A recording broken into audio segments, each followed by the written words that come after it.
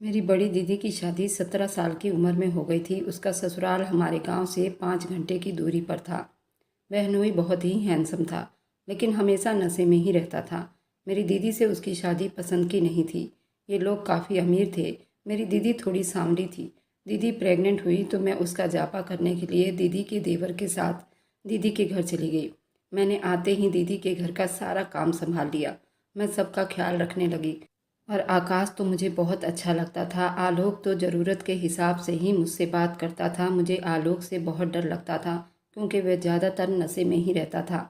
लेकिन वो मुझसे कभी ऊंची आवाज़ में बात न करता। दीदी से पूछकर मैं आकाश के मनपसंद का खाना बनाती। अब आकाश मुझे छुप छुप कर देखने लगा था। जब दीदी ने एक बेटी को जन्म दिया तो घर में सभी बहुत खुश थे। दीदी अस्पताल में भर्ती थी। आकाश ने कहा, आज तुम मेरे कमरे में मेरे साथ रहोगी। मैंने कहा, ठीक है। आकाश धीरे धीरे मेरे हाथों को सहलाने लगा, फिर मेरे गालों पर हाथ फेरने लगा। मैंने भी आज पहली बार आकाश के होंठों को चूमा था और बड़ी देर तक चूमती रही, जब तक आकाश ने हटाया नहीं। आकाश बड़ी बेकाबू हुआ था। उसने मेरी कमीज को उतारा। मैंने भी उसके शर्ट के बटन को खोल दिए। उसने मेरे अंदर पहने बरा के हुक को खोले। उसके बाद वो मेरे ब्यूटी बॉल को चूमने लगा तो मैं और ज़्यादा बेकाबू हुई थी। आकाश मेरी बेली बटन पर आया तो मैं बहुत ज़ोर ज़ोर से सिसकियाँ ले रही थी। उस पर आकाश बेकाबू हुआ था और एक ही झटके में मेरी चीख निकलवा चुका था। ये था कहानी का शीर्षक। क्या आलोक और अल्पना में मोहब्बत होगी या नहीं, और प्रिया और आकाश की लव स्टोरी कहाँ तक पहुँच पाएगी। कहानी बहुत दिलचस्प रहने वाली है, तो अब सुनिए पूरी कहानी। अल्पना की छोटी बहन प्रिया की ज़ुबानी। हम 3 बहन और 3 भाई थे। बड़ी भाभी भाई के साथ शहर में रहती थी। मझली भाभी अपने मायके में रहती थी। मेरे भाई से हमेशा उसकी लड़ाई रहती थी। उसका कहना था कि मेरी जेठानी अलग रहती हैं तो तुम भी मुझे लेकर अलग रहो। तीनों भाई मेरे अच्छे खासे लंबे चौड़े थे। दोनों से छोटा भाई और भाभी हमारे साथ ही रहा करती थी। वे बात करने में बहुत अच्छी थी। सारे परिवार को लेकर चलती थी। बीच वाले भाई ने ही तेल निकालने की कई मशीनें लगा रखी थी। उसमें मेरे दोनों भाई काम करते थे। बड़ा भाई शहर में जॉब करता था। बड़ी भाभी भाई के साथ ही रहती थी। उसके 2 बच्चे थे जो अच्छे स्कूल में पढ़ रहे थे। मेरे तीनों भाई बड़े थे। बड़ी भाभी का नाम रीना था। उससे छोटी भाभी का नाम पुष्पा था। सबसे छोटी भाभी का नाम अर्चना। पुष्पा पवन की पत्नी थी। पवन दूसरे नंबर का भाई था। उसकी पत्नी ही मायके में रहा करती थी। पुष्पा की ना मेरी माँ से बनती थी और ना ही हमसे बनती थी। वह अलग रहना चाहती थी। बड़ी भाभी ठीक ठाक थी। वह किसी से कोई मतलब नहीं रखती थी। वह थोड़ी घमंडी थी, क्योंकि मेरे बड़े भाई की सरकारी नौकरी थी। वह टीचर था। भाभी गांव में कम ही आती थी। जब उन्हें अपने मायके जाना होता तो 1-2 घंटे के लिए वह ससुराल घूमने के लिए आती। बस उसके बाद फिर चली जाती। ना ही वह किसी की बुराई करती और ना ही वह अपने आप में किसी को लगाती। मेरी माँ को भी बड़ी भाभी से कोई शिकायत नहीं थी, क्योंकि बड़ा भाई हर महीने माँ को पैसे भेज दिया करता था और 2 भाई एक साथ ही बिजनेस कर रहे थे, जिसकी वजह से मेरी पुष्पा भाभी बहुत ही लड़ाई झगड़ा करती थी। अब हम 2 बहन कंवारे रह गए थे। पुष्पा भाभी के गांव में ही मेरी बहन अल्पना की शादी हुई थी। अल्पना थोड़ी सांवली थी, लेकिन भगवान ने उसके नैन नक्श बड़े ही प्यारे बनाए थे। उसने 12वीं तक पढ़ाई की थी। वह आगे भी पढ़ना चाहती थी, लेकिन मेरे पवन भाई ने उसकी शादी करवा दी। ये रिश्ता पवन भाई के ससुर ने करवाई थी। मेरी दीदी का पति आलोक पुष्पा भाभी के गांव से ही था। आलोक भी बहुत हैंडसम था और उसका छोटा भाई तो उससे भी ज़्यादा हैंडसम था। आलोक की शादी उसके पसंद से नहीं हुई थी। वह शायद किसी और को चाहता था, लेकिन दहेज और तिलक की वजह से ये शादी मेरी बहन से हो गई थी। क्योंकि मेरे भाई ने बहुत खर्च किया था मेरी बहन की शादी में। जितना उन लोगों ने दहेज और तिलक की मांग की थी, उतना ही उन्हें चढ़ाया गया था। बहन को इस शादी से कोई आपत्ति नहीं थी। शादी के 2 साल के बाद उसकी विदाई करवाई गई थी, क्योंकि उसकी सास की तबीयत बहुत ज़्यादा ख़राब हो गई थी, जिसकी वजह से जल्दीबाजी में मेरी दीदी की विदाई करवाई गई थी। दीदी जब ससुराल पहुंची, उसको तुरंत अपनी सास की सेवा करनी पड़ी, क्योंकि वो बहुत बीमार थी। कई महीनों तक उसे अपनी सास के कमरे में ही सोना पड़ा था। आलोक जीजा मेरी दीदी से कभी बात ना करते। मेरी दीदी जीजा को बहुत चाहने लगी थी। कभी आलोक जीजा से सवाल नहीं करती, जो कहता वही करती। दीदी ने पहले सोचा कि शायद माँ बीमार है, इसकी वजह से आलोक उसके करीब नहीं जाता, लेकिन ये उसकी गलत फहमी थी। आलोक मेरी दीदी को पसंद ही नहीं करता था। उसकी सास की तबीयत जब ठीक हुई, उसकी सास ने कहा, अब से तुम अपने पति के कमरे में सोना। मैं अब ठीक हूँ, मैं बाथरूम जा सकती हूँ, खाना खा सकती हूँ। उसकी सास ने कहा, मेरी चिंता छोड़ दो, अब तुम अपने पति पर ध्यान दो। वह कुछ आवारा दोस्तों के साथ बिगड़ गया है, उस पर थोड़ा लगाम लगाओ। उसकी सास ने कहा, तुम्हारी शादी को 3 साल बीत गए हैं। चलो 2 साल तो तुम्हारी विदाई नहीं करवाई गई थी, लेकिन अब तो 1 साल हो गए हैं तुम्हें अपने मायके से यहाँ आए हुए। तुम मेरे बेटे आलोक पर थोड़ा ध्यान दो, थोड़ा अपने आप को ठीक करो। आज पूरा श्रृंगार करके उसके कमरे में जाना। मेरी मानो तो आज तुम अपनी शादी का जोड़ा पहनकर अपने कमरे में जाओ। आज तुम्हारी शादी की सालगिरह भी है। दीदी अपनी सास को माँ से बढ़कर मानती थी। उसकी सास भी बहुत अच्छी थी। दीदी ने अपने सास के कहने पर बिल्कुल वैसा ही किया जैसा उसकी सास चाहती थी। वे आज सज संवर कर अपने बालम का इंतज़ार कर रही थी। इंतज़ार करते करते काफ़ी रात बीत चुकी थी। कमरे में बहुत अंधेरा भी था। तभी जीजा बिल्कुल नशे में धुत कमरे में बिना लाइट जलाए ही अपने बिस्तर पर गिर गए। जब दीदी चीखी तो वह हड़बड़ाकर उठे और कहा, तुम मेरे कमरे में क्या कर रही हो? माँ अकेली है, तुम्हें माँ के साथ सोना चाहिए। दीदी ने कहा, माँ ने ही मुझे आज तुम्हारे कमरे में भेजा है। तुम भूल गए हो, आज हमारी शादी की सालगिरह है आलोक जी। आलोक ने बड़े ही बुरी तरह से कहा, अच्छा, पर मैं तो उस दिन को याद ही नहीं करता। दीदी थोड़ी उदास हुई थी, लेकिन उनको डर भी लग रहा था।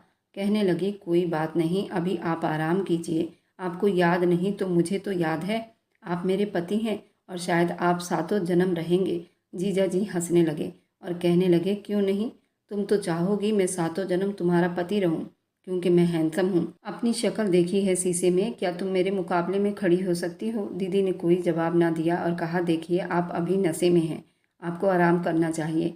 दीदी ने कहा, चलिए आप ऊपर सो जाइए, मैं आपके साथ ही आपके कमरे में नीचे फर्श पर सो जाऊंगी। अगर मैं अभी बाहर गई तो माँ मुझसे कई सवाल पूछेंगी तो मैं क्या जवाब दूंगी? आलोक जीजा अपनी शर्ट उतारने लगे। दीदी ने उनकी हेल्प की, उनके जूते उतारे, उनको तहमद लाकर दिया, अपने हाथों से जीजा को पहनाने लगी।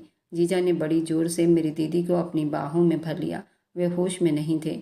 दीदी कांपने लगी थी, क्योंकि पहली बार किसी आदमी ने उसको छुआ था और वह भी उनका पति था। जीजा कहने लगे, ये इतना भारी भरकम कपड़े क्यों पहन रखे हैं? इसे उतार दो। दीदी बहुत डर रही थी। उसने डरते डरते अपने कपड़े उतारे। जीजा नशे में ही दीदी के जिस्म को बड़ी बेरहमी से मसल रहे थे। उन्होंने दीदी के बालों को पकड़कर जोर से बिस्तर पर धक्का दिया। दीदी बालों के सहारे लड़खड़ाकर बिस्तर पर गिर गई। उस पर आलोक ने अपना काबू पाया था। कुछ ही मिनटों में दीदी को हर जगह से घायल करते उसके जिस्म के साथ खेल रहे थे। कभी उसके ब्यूटी बॉल को जोर से अपने दांतों तले कुचल देते, कभी उसके बैली बटन को काट लेते, कभी गर्दन पर तो उन्होंने कई निशान बनाए थे। दीदी ने अपनी चीखों का गला घोंटा था। वह चिल्लाना नहीं चाहती थी। अगर वह चिल्लाती तो लोग क्या कहते? वह पूरी रात आलोक के नशे का निशाना बनती रही। दीदी का बिस्तर खून से लहूलुहान हुआ था। आज दीदी की पहली फर्स्ट नाइट थी। उसे बहुत दर्द हो रहा था। दर्द से ज़्यादा तो उसके जख्म उसको परेशान कर रहे थे। वो कल कैसे अपने सास के सामने खड़ी होगी? क्या जवाब देगी? क्या बताएगी? लेकिन दीदी अपने पति आलोक को बहुत चाहती थी। उसे आज बड़ा सुकून मिला था। वह रोज़ इसी तरह आलोक को देखकर तरसती रहती थी। आलोक आज उसे पूरा मिल चुका था। वह खुश थी, लेकिन आलोक नशे में था। शायद होश में होता वह उससे बात भी न करता। पिछले कई महीनों से सिर्फ बहुत ज़रूरी काम होने पर ही अल्पना से बात करता था। ज़्यादातर अपनी माँ के दवाई या फिर अपने कपड़े या फिर नाश्ता खाना पानी के समय ही बात करता था। उसके अलावा उसे कभी बात न करता था। लेकिन अल्पना उसे बहुत चाहती थी। बस जैसा भी था वो नशे में ही सही, लेकिन आज उसने अपने पति होने का अधिकार उसे दे दिया था। अल्पना पूरी सुहागन लग रही थी। वह ससुराल में रहते रहते थोड़ी निखर गई थी। उसका रंग भी थोड़ा साफ हो गया था। कपड़े पहनती तो बहुत ही खूबसूरत दिखती थी। उसके बाल काफ़ी लंबे थे और सिल्के थे। आज अल्पना हर जगह से सूजी हुई थी। गाल पर तो उसके कई निशान थे, गर्दन पर भी उसके कई निशान थे। आलोक अपनी प्यास बुझाकर थक कर नींद में चला गया और ऐसे ही बिस्तर पर ढेर हो गया। अब दीदी तुरंत उठी। अब तो सुबह हो चुकी थी। वह नहाने चली गई। नहाकर आई तो आंगन के बने मंदिर में पूजा करने चली गई। आज वह भगवान का बहुत धन्यवाद कर रही थी। आज उसका पति नशे में ही सही, लेकिन उसको पूरा सुहागन कर चुका था। वह मांग में बड़ा सा सिंदूर भरे भगवान का धन्यवाद कर रही थी। पूजा करके वह अपने सास का आशीर्वाद लेने गई। उसकी सास आज बहुत खुश थी, लेकिन जैसे ही अल्पना के चेहरे पर उसकी सास की नज़र पड़ी तो वह तड़प उठी, क्योंकि उसके चेहरे पर, उसके गर्दन पर हर जगह जख्म के निशान थे, लेकिन वे अल्पना को शर्मिंदा नहीं करना चाहती थी। वे जानती थी उनका बेटा नशा करता है। आलोक के पिता फौज में थे और अभी उनकी रिटायरमेंट नहीं हुई थी। वे ज़्यादातर ड्यूटी पर ही रहते थे। आलोक की खेती बाड़ी बहुत ज़्यादा थी। आलोक ने ग्रेजुएशन तो की थी, लेकिन कोई जॉब नहीं करता था। वैसे आलोक के घर में किसी चीज़ की कोई कमी नहीं थी।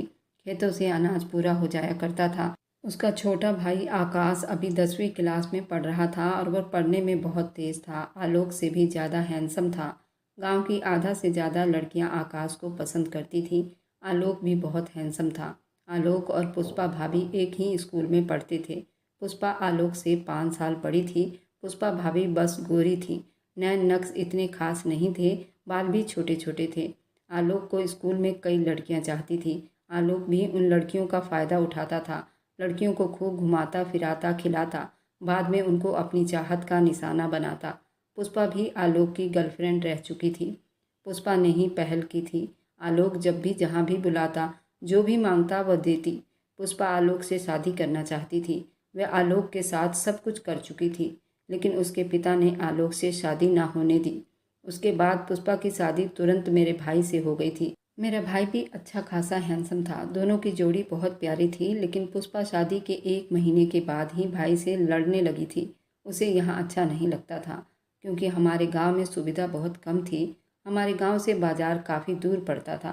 पुष्पा का गांव शहर जैसा ही था, इसलिए उसे हमारे गांव में अच्छा नहीं लगता था। पुष्पा का कहना था कि भाई भी उसके साथ उसके गांव में जाकर रहे, वहीं पर कोई काम धंधा ढूंढ ले। लेकिन मेरा भाई तो खुद का बिजनेस कर रहा था, तो वो भला क्यों वहाँ पर जाता। इसी बात की दोनों की लड़ाई थी और पुष्पा भाभी बहुत ही पहुंची हुई चीज़ थी। शादी से पहले ही वह आलोक के साथ सब कुछ कर चुकी थी। आलोक एक नंबर का मनचला और अमीर लड़का था और ना ही कोई जॉब करता था। पूरा दिन बस यूं ही लड़कियों के चक्कर में पड़ा रहता। जो भी लड़की उसे प्रपोज करती, उसे एक्सेप्ट करके उसके साथ वह सब कुछ करता और लड़कियां भी इसी में खुश हो जाती। उन्हीं में से पुष्पा भी थी जो आलोक पर मर मिटी थी। लेकिन पुष्पा के माता पिता आलोक के बारे में जानते थे, इसलिए उन्होंने पुष्पा की शादी आलोक से नहीं की। आलोक को गांव में सभी जानते थे कि ये सभी लड़कियों को अपने चाहत का निशाना बना चुका है। सबसे बड़ी बात तो ये था, वह कमाता भी तो नहीं था। इस वजह से पुष्पा के पिता ने उसकी शादी आलोक से नहीं करवाई थी। और जब उन लोगों ने पुष्पा के लिए मेरे भाई को तलाश किया, तो मेरा भाई उन्हें बहुत पसंद आया था। तुरंत उन लोगों ने चट मंगनी पट ब्याह कर दी। पुष्पा की शादी के 1 साल के बाद पुष्पा के पिता ने जानबूझकर मेरी दीदी को आलोक का रिश्ता बताया था और आलोक के बारे में सच्चाई छुपा ली थी, क्योंकि पुष्पा के पिता को भी मलाल था कि उनका दामाद उनकी बेटी की बातें कम सुनता है। उसी गुस्सा में उन्होंने मेरी दीदी का रिश्ता आलोक से करवा दिया था, ताकि उनकी बेटी का बदला वह ले सके। पुष्पा अभी भी आलोक से मिलती थी और उनके बीच वह सब कुछ होता था। लेकिन जब से मेरी बहन की शादी हुई थी, वे लोग मिलते थे, लेकिन बहुत छुपकर। किसी को कानों कान उनकी खबर ना होती थी। लेकिन एक बात जो बहुत अच्छी थी, मेरी दीदी की सास और ससुर, दीदी का देवर बहुत ही अच्छे थे। वे दीदी का बहुत मान सम्मान करते थे, बहुत इज्जत करते थे। दीदी भी उनको अपनों से बढ़कर मानती थी। दीदी की और आकाश की बहुत बनती थी। उस दिन जब नशे की हालत में दीदी के साथ आलोक ने वो सब किया था, दीदी की सास ने आलोक को बहुत बातें सुनाई थी, लेकिन आलोक को तो इस सब की आदत हो गई थी। आलोक ने अपनी माँ से कहा, अगर उसे मेरे कमरे में सोना है तो उसे इसी तरह का दर्द सहना पड़ेगा। उसे भी तो पता चले उसका पति क्या है। आलोक वैसे हमेशा रात को नशे में ही रहता था। वह कभी दीदी को बाहर लेकर नहीं जाता था। 2 महीने के बाद दीदी को उल्टियाँ शुरू हो गई। दीदी प्रेग्नेंट हो गई थी और उनकी तबीयत काफ़ी ख़राब रहने लगी थी। दीदी की सास दीदी की बहुत देख रेख कर रही थी। दीदी की सास का कहना था कि अल्पना अगर अपने मायके गई तो आलोक के सर से जिम्मेदारी हटेगी, और वह नहीं चाहती थी आलोक के सर से ये जिम्मेदारी हटे। वह चाहती थी वह अपनी पत्नी की जिम्मेदारी उठाए और उसकी देख रेख करे। अल्पना जब प्रेग्नेंट हो गई तो आलोक थोड़ा नॉर्मल हो गया था। अब वह दीदी से आराम से बात करता। इस वजह से उसकी सास नहीं चाहती थी कि वो मायके जाए। अल्पना के सास का कहना था कि तुम अपनी छोटी बहन प्रिया को अपने हेल्प के लिए बुला लो, दोनों आपस में बातें करना, वह तुम्हारी हेल्प कर देगी। मेरी माँ भी इस बात के लिए तैयार थी। माँ ने कहा, ठीक है, मैं प्रिया को अल्पना के हेल्प के लिए भेज दूंगी। दीदी की डिलीवरी नज़दीक आई तो दीदी को डॉक्टर ने बेड रेस्ट बता दिया था। दीदी की बच्चेदानी बहुत नीचे थी, उसकी प्रेगनेंसी को खतरा था। जिसकी वजह से डॉक्टर ने उनको बेड रेस्ट बताया था। दीदी की प्रेगनेंसी में सिर्फ 2 महीना रहता था। दीदी की सास ने आलोक से कहा था कि तुम जाकर प्रिया को साथ ले आओ। आलोक ने साफ मना कर दिया कि मैं नहीं जाऊंगा, तुम्हें जाना है तो जाओ या फिर आकाश को भेज दो, मुझे अपने ससुराल जाने का कोई शौक नहीं। दीदी की सास ने माँ से बात की और आकाश को मुझे लेने के लिए भेज दिया। आकाश गाड़ी लेकर मेरे घर पहुंच चुका था। आकाश उस वक्त 12वीं क्लास में पढ़ रहा था और मैं 9th क्लास में थी। आकाश को मैंने दीदी के बारात वाले दिन देखा था। आकाश मुझे बहुत पसंद आया था। सभी लड़कियां जूता चुराई के रस्म में आकाश को घेर कर बैठी हुई थी। वैसे आलोक जीजा भी बहुत हैंडसम लग रहे थे। पुष्पा भाभी तो आलोक के पास से हट ही नहीं रही थी। आलोक भी पुष्पा से काफ़ी चिपक चिपक कर बातें कर रहा था, लेकिन हमें पुष्पा भाभी के बारे में ऐसी कोई जानकारी नहीं थी। इन दोनों के बीच कोई ऐसी बातें हैं, शादी हो गई। अल्पना के विदाई को रोक लिया गया था क्योंकि अल्पना की उम्र कम थी। जब उसकी सास की तबीयत खराब हुई तो जल्दीबाजी में उसकी विदाई करनी पड़ी थी। दीदी को आलोक जीजा बहुत पसंद आए थे और वो मन ही मन आलोक को बहुत चाहने लगी थी। दीदी को भी पुष्पा और आलोक के संबंध के बारे में कोई जानकारी नहीं थी। मुझे दीदी का देवर आकाश लेने आया तो माँ ने मेरा सारा सामान पैक कर दिया था और दीदी के लिए भी कई सामान भिजवाए थे। माँ ने आकाश को 521 रुपये विदाई दी थी, लेकिन आकाश ने माँ से 21 रुपये ले लिए और उन्हें 500 रुपये लौटा दिए। कहा कि बस शगुन के लिए मैं आपसे 21 रुपये ले लेता हूँ, मुझे पैसे की ज़रूरत नहीं। माँ को आकाश बहुत पसंद आया था। आकाश ने माँ का पैर छुआ था। मैं आकाश की गाड़ी में बैठ गई थी। आकाश ने मुझसे कोई बात नहीं की। वह बहुत ही ज़्यादा शर्मीला लड़का था। मैं बार बार आकाश को शीशे में देखती थी क्योंकि मैं गाड़ी के पिछले सीट पर बैठी थी। आकाश ने गाड़ी में पुराने गाने चला दिए। मुझे तो ऐसा लग रहा था ये सफ़र बीते ही ना और मैं बस आकाश को देखती रहूं, पर ऐसा खूबसूरत सफ़र तो पल भर में ही बीत गया। मैं बस आकाश को ही देखती रही। ये सफ़र कब बीता मुझे पता ही नहीं चला। उस बीच आकाश ने मुझसे कोई बात नहीं की। रास्ते में उसके दोस्तों की कॉल आ रही थी। 2 दिन के बाद उसका स्कूल खुलना था और मैं तो अपने स्कूल से लंबी छुट्टी लेकर यहाँ आ गई थी।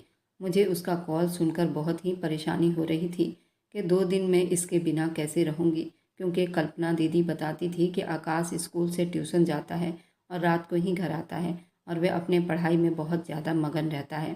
थोड़ा बहुत टाइम मिलता है तो वह दीदी के साथ गप्पे मारता था। दीदी से उसकी बहुत बातचीत होती थी। मैं जब भी फ़ोन करती तो आकाश घर पर होता, तभी मैं फ़ोन करती थी ताकि मैं उसकी आवाज़ सुन सकूं। कभी तो आकाश ही दीदी का फ़ोन उठा लेता, बस हेलो करके और नाम पूछकर दीदी को पकड़ा देता। अब तो मैं खुद चलकर आकाश के पास आ गई थी, तो मैं कैसे उसके बिना बिताती। मैंने आते ही दीदी के घर का सारा काम संभाल लिया। मैं सबका ख्याल रखने लगी। दीदी के सास का सबसे ज़्यादा, आकाश का, उसके बाद आलोक तो ज़रूरत के हिसाब से ही मुझसे बात करता। मुझे आलोक से बहुत डर लगता था क्योंकि वह ज़्यादातर नशे में ही रहता था, लेकिन वो मुझसे कभी ऊंची आवाज़ में बात न करता। दीदी से पूछकर मैं आकाश के मनपसंद का खाना बनाती। अब आकाश मुझे छुप छुप कर देखने लगा था। एक दिन मैं कपड़े धो रही थी। आकाश को बाथरूम जाना था। मैं वॉशिंग मशीन के तरफ चला आया। मैं बिल्कुल बाथरूम के दरवाजे पर ही बैठी थी। उसने कहा, प्रिया, तुम्हें कल्पना भाभी बुला रही हैं। जबकि आकाश ने ये बात झूठ बोला था। उसे बाथरूम जाना था। मैं जब गई तो कल्पना दीदी गहरी नींद में सो रही थी। मैं चुप से वापस आ गई। बाथरूम के गेट के सामने ही खड़ी हो गई। आकाश तौलिया ले जाना ही भूल गया था। वह नहाने गया था। मैंने देखा उसका तौलिया वॉशिंग मशीन के ऊपर ही रखा था। जब काफ़ी देर हो गया तो मैंने बाथरूम का दरवाज़ा बजाया और कहा, आकाश, तुम तौलिया बाहर ही भूल गए हो। आकाश ने अपना आधा हाथ निकालकर तौलिया लेना चाहा, तब तौलिए के साथ मैं भी अंदर चली गई। आकाश ने कहा, ये क्या कर रही हो? मैंने कहा, मैं वही कर रही हूँ जो मुझे करना चाहिए। मैंने कहा, पहले ये बताओ आकाश, क्या तुम मुझे पसंद करते हो? आकाश ने मुस्कुराते हुए कहा, ये कौन सी जगह है प्रपोज करने का? आकाश ने कहा, तुम खूबसूरत हो, सुंदर हो। मैंने कहा, ये मेरे सवाल का जवाब नहीं। मैंने कहा, क्या मैं तुम्हें पसंद हूँ? आकाश ने मुस्कुराते हुए कहा, तुम मुझे बहुत पसंद हो और शायद पहली लड़की हो जो मुझे अच्छी लगी हो।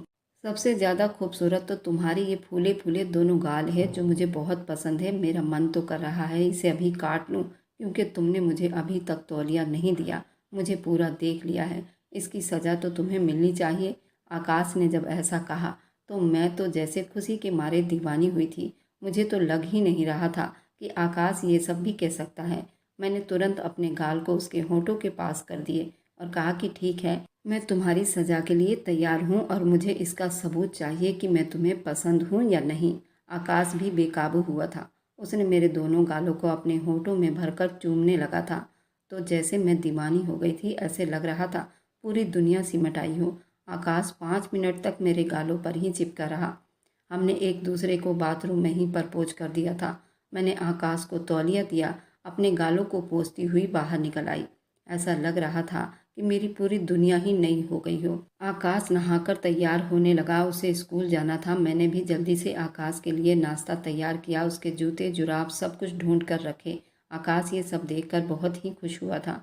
उसने धीरे से मुझे आंख मारी और बस्ता लेकर निकल पड़ा। अब मुझे बेसब्री से शाम का इंतज़ार था, क्योंकि पूरा दिन उसका स्कूल में लगना था। इधर दीदी की तबीयत भी बहुत ज़्यादा ख़राब हो रही थी, क्योंकि दीदी की प्रेगनेंसी के दिन भी करीब आ रहे थे। शाम को जब आकाश आया तो मैं बहुत ज़्यादा खुश दिखाई दे रही थी, लेकिन शाम को ही दीदी को प्रेगनेंसी दर्द होने लगा था। उन्हें तुरंत अस्पताल ले जाना पड़ा था। आलोक दीदी को अस्पताल ले गया था। दीदी की सास भी दीदी के साथ थी। आलोक भी अस्पताल में ही था और उसने फ़ोन किया था कि आकाश प्रिया से कहो कि वे जल्दी से खाना बना ले और खाना लेकर तुम दोनों अस्पताल में पहुंचो। रात काफ़ी हो चुकी थी। मैं और आकाश दोनों खाना लेकर अस्पताल के लिए निकल चुके थे। आज आकाश ने कहा था कि तुम मेरे बराबर वाली सीट पर आकर बैठो, मुझे बहुत अच्छा लगेगा। मैंने आकाश से कहा, तुम्हें भतीजा चाहिए या भतीजी? आकाश ने कहा, पहले तुम बताओ तुम्हें क्या चाहिए। मैंने कहा, वैसे तो मुझे लड़कियां बहुत पसंद है। लड़का होगा तो भी चलेगा, क्योंकि लड़का आलोक जीजा पर ही जाएगा और तुम पर जाएगा और बहुत ही खूबसूरत होगा। लड़की तो शायद उससे भी ज़्यादा सुंदर होगी। आकाश ने कहा, हाँ मुझे भी लड़की बहुत पसंद है, क्योंकि मेरी कोई बहन नहीं है और ना ही मेरी कोई बुआ है और ना ही मेरी कोई मौसी, इसलिए मुझे तो पहले भतीजी चाहिए। मैंने कहा, भगवान की कृपा होगी तो शायद दीदी को लड़की ही हो। उसने कहा, ज़रूर, भगवान पहले मेरी भाभी की सेहत अच्छी कर दे, क्योंकि मेरी भाभी सबसे प्यारी है। मैं उनका दिल से बहुत सम्मान करता हूँ, क्योंकि उन्होंने मेरी माँ की अपनी माँ से बढ़कर सेवा की थी। और जबकि मेरा भाई इतना आवारा लड़का है, उसके बाद भी वो मेरे भाई को ऐसे चाहती हैं जैसे मेरा भाई उनका भगवान हो। मेरी माँ भी भाभी को बहुत चाहती हैं। मैंने कहा, तुम दोनों कितने अच्छे हो। मुझे माँ जी भी बहुत अच्छी लगती हैं। जभी तो दीदी को 2 साल हो चुके हैं, लेकिन वह कभी मायके को याद नहीं करती, क्योंकि उनको यहाँ सब कुछ भगवान ने दे दिया है। इसी तरह बात करते करते हम अस्पताल पहुँच चुके थे। आकाश ने मेरा हाथ पकड़कर मुझे नीचे उतारा था। मुझे बहुत अच्छा लगा था। अस्पताल पहुँचते ही हमें पता चला कि दीदी ने एक बहुत ही प्यारी सी लक्ष्मी को जन्म दिया है। हमारी खुशी तो दुगनी हो गई थी। मैं खुशी में माँ जी के गले लग गई और आकाश भी हम दोनों के गले लग गया। प्रिया, हमारे घर लक्ष्मी आई है। मैंने तो रोज़ पूजा करके लक्ष्मी की ही मांग की थी और देखो भगवान ने हमें लक्ष्मी ही दी है। और आलोक भी बड़ी मुस्कुरा रहा था। वो मेरी दीदी के पास से हट ही नहीं रहा था। वह दीदी के सर को अपने हाथों से सहला रहा था, दीदी का धन्यवाद कर रहा था। तुमने इतनी प्यारी बच्ची को जन्म दिया है। सब उस छोटी सी बच्ची को एक दूसरे के हाथों से ले रहे थे। मारे खुशी के सब झूम उठे थे। आकाश तो तुरंत अस्पताल के नर्स को पैसे बांटने लगा था। आलोक भी बहुत खुश था। तुरंत अपने दोस्तों को बुलाकर पूरे अस्पताल में मिठाई बांटी गई। 2 घंटे के बाद माँ जी ने कहा, तुम दोनों घर जाओ, 2 दिन के बाद छुट्टी होगी। प्रिया, तुम सुबह खाना बनाकर आकाश के साथ अस्पताल आ जाना। हम दोनों माँ जी का पैर छूते घर के लिए निकल पड़े थे। आज हम दोनों घर पर बिल्कुल अकेले थे। आलोक भी अस्पताल में ही था और माँ जी भी अस्पताल में ही थी। आकाश और मैं अकेले घर में थे। आधी रात तक तो हम दोनों अपनी भतीजी के बारे में बात करते रहे। ये नाम रखेंगे, वो नाम रखेंगे, कितनी खूबसूरत है। आकाश ने और मैंने अभी तक कुछ नहीं खाया था। हम खुशी में खाना खाना ही भूल गए थे। मुझे याद आया आकाश को सुबह स्कूल जाना है और आकाश ने अभी तक कुछ नहीं खाया। मैं तुरंत आकाश के लिए खाना लेने चल पड़ी। आकाश ने मेरा हाथ पकड़ लिया। अब कहाँ जा रही हो, मुझे अकेला छोड़कर? मैंने कहा, मैं क्यों जाऊँगी तुम्हें अकेला छोड़कर, मैं तो आपके लिए खाना लेने जा रही हूँ। आपने खुशी के मारे दिन से कुछ नहीं खाया। आकाश ने कहा, तुमने भी तो नहीं खाया, चलो हम दोनों साथ में ही खाना लेने चलते हैं। मैंने कहा, नहीं मैं ले आती हूँ, तुम बैठो।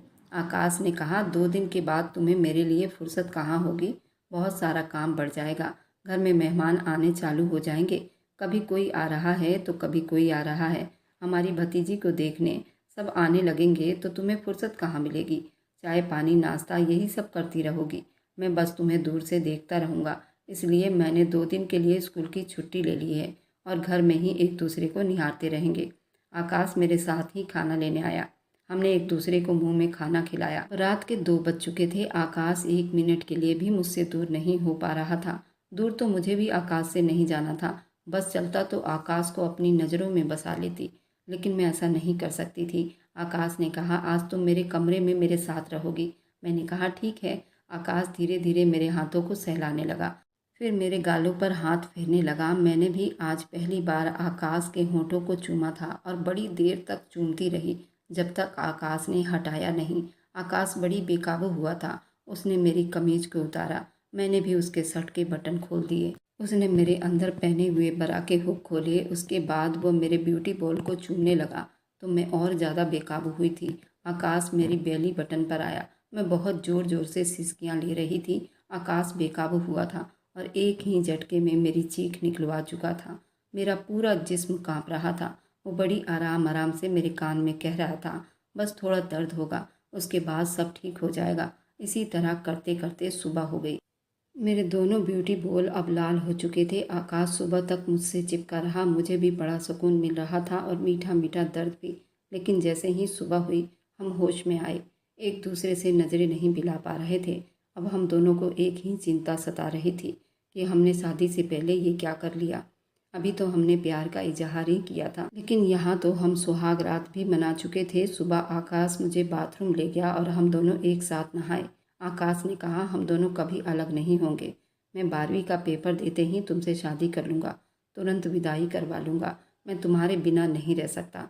मैंने कहा, आकाश, मैं भी तुम्हारे बिना नहीं रह सकती। हम दोनों ने जल्दी जल्दी खाना बनाया क्योंकि हमें अस्पताल जाना था। आकाश ने स्कूल से 2 दिन की छुट्टी ली थी। वह पूरा दिन मेरे साथ रहने वाला था। हम अस्पताल पहुँचे तो माँ जी ने हमसे खाना लिया और हमें आशीर्वाद दिया। हम दोनों ने अपने भतीजे को खिलाया।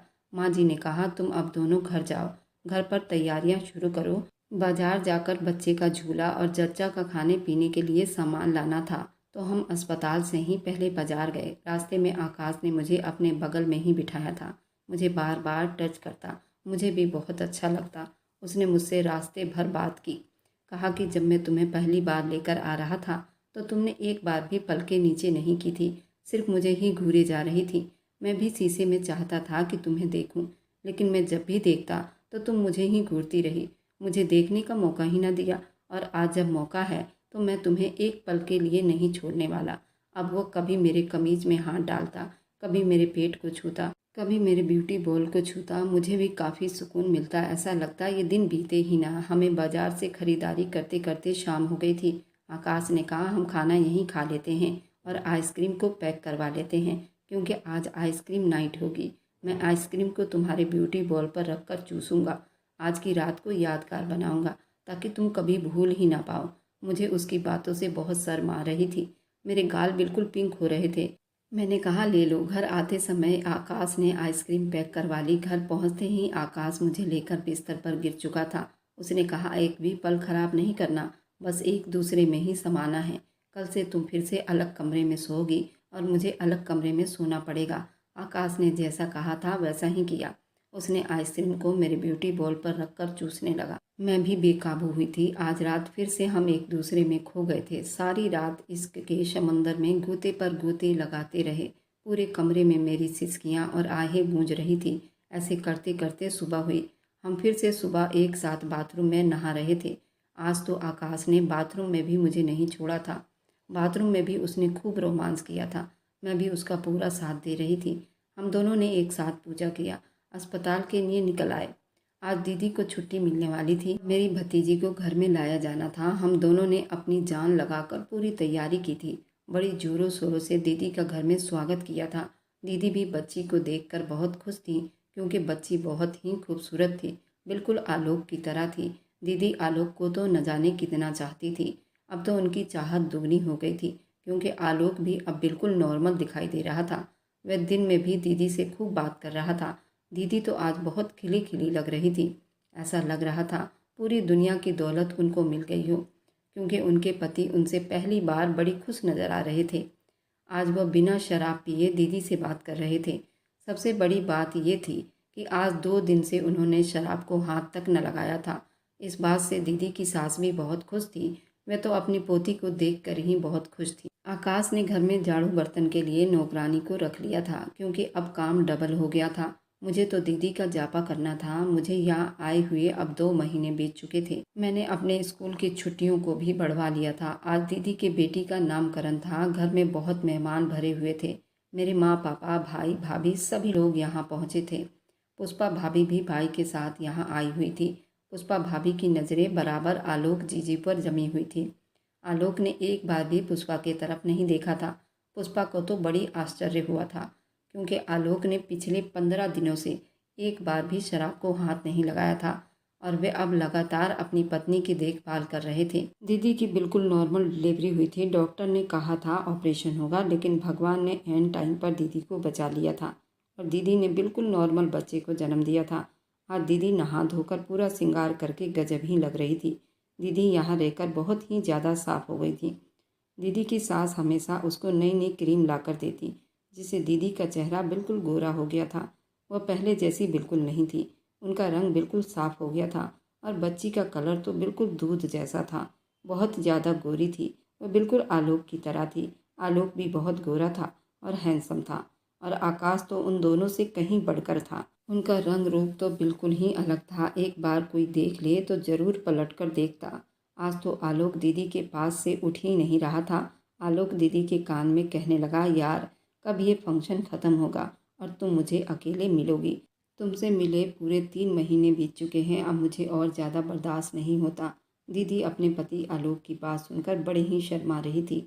दिन भर कार्यक्रम चलता रहा। पहले हवन हुआ, नामकरण हुआ, उसके बाद खाना हुआ। मम्मी पापा भी अपने घर चले गए। भैया भाभी भी अपने अपने घर चले गए। आज पुष्पा भी भाई के साथ अपनी मर्जी से मेरे घर गई थी। जैसे ही रात हुई, छोटी पाखी को दादी के पास झूले में लिटा दिया गया। दोनों दादी पोती सो गई। उसके बाद आलोक दीदी को गोद में उठाकर कमरे में ले गया। आज पहली बार उसने बिना शराब पिए दीदी के साथ रोमांस किया था। दीदी भी उसके इस प्यार के लिए तरस रही थी। वे दोनों एक दूसरे में चिपटे रहे। जब रात के 2 बजे तो आकाश भी अपने कमरे से उठकर धीरे से मेरी खिड़की पर आया था। मैं भी आंखों में उसका इंतजार लिए खड़ी थी। तुरंत दरवाज़ा खोलकर उसे अंदर किया। हमने भी अपना रोमांस शुरू किया, लेकिन इस बार रोमांस बहुत छोटा रहा, क्योंकि हमें बहुत डर लग रहा था कोई हमें देख ना ले। लेकिन जिसका डर था वही हुआ।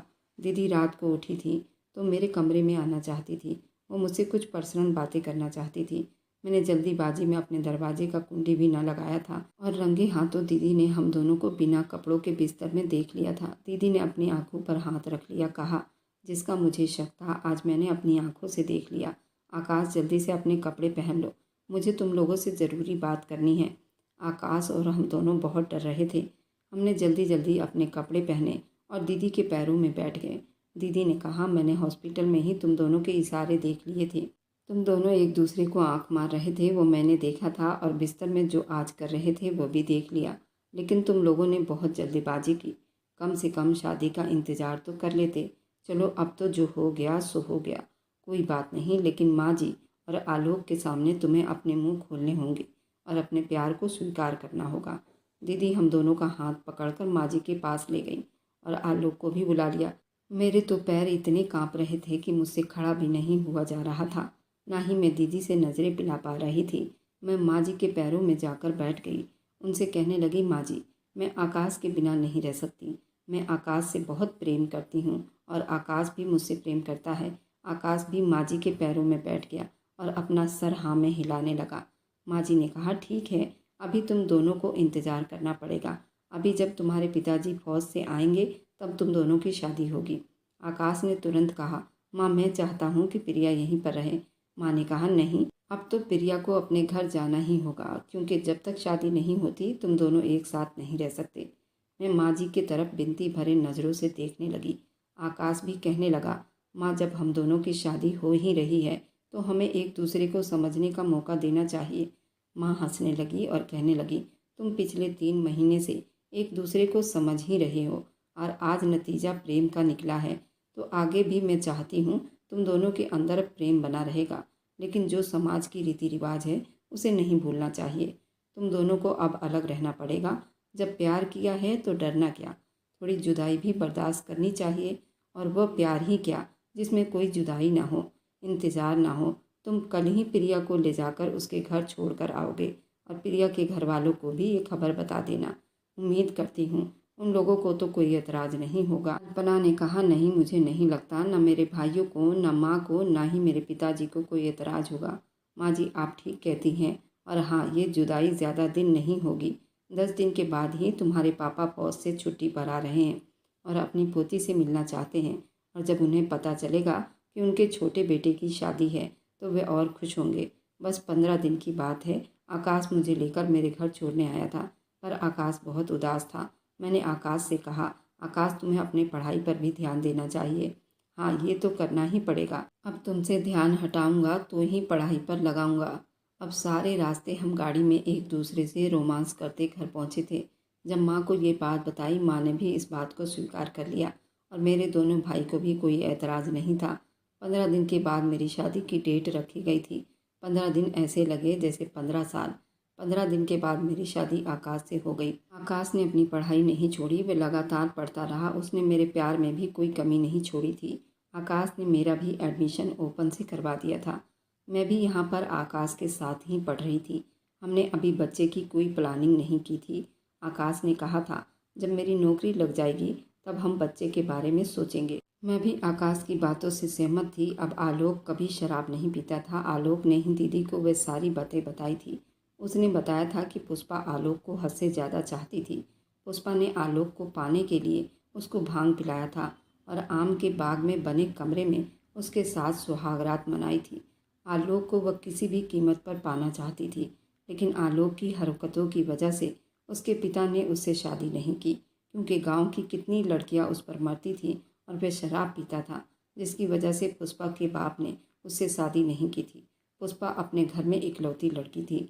दीदी ये सब कुछ जान चुकी थी, लेकिन पुष्पा के बारे में उसने अपने भाई को कुछ न बताया, क्योंकि ये सब उसके शादी से पहले की बातें थी। और अब शायद उसे एहसास हो गया था कि उसे अपने पति के साथ ही रहना होगा, क्योंकि मेरा भाई भी बहुत खूबसूरत था, लेकिन उसकी पत्नी उसे धोखा दे रही थी। लेकिन अब जब आलोक अपनी पत्नी से प्यार करने लगा, दारू शराब छोड़ दिया, उसने आलोक के अंदर इतना बदलाव देखा। वह भी उसकी पत्नी की वजह से पुष्पा को बहुत शर्म आई थी। शायद तभी वह अपने पति के साथ अब अपने ससुराल में रह रही है। माँ ने पुष्पा को और भाई को अलग कर दिया। मेरी माँ भी चाहती थी कि उन दोनों का घर बस जाए। मेरा छोटा भाई और भाभी माँ के साथ रहते। अर्चना भाभी कल्पना की कॉपी थी। वह घर में सबसे छोटी थी, लेकिन सबको ही खुश रखना चाहती थी। मेरी माँ को बिल्कुल माँ जैसे प्यार करती और मेरी छोटी बहन से अपनी बहनों जैसी प्यार करती। मेरी छोटी बहन की शादी उसने अपने कज़न से तय की थी। मेरी छोटी बहन की मंगनी हुई, उसके बाद उसकी शादी हो गई। हम सभी खुश थे। ये कहानी आप लोगों को कैसी लगी कमेंट में ज़रूर बताना। अच्छी लगी तो वीडियो को लाइक और चैनल को सब्सक्राइब करते जाना।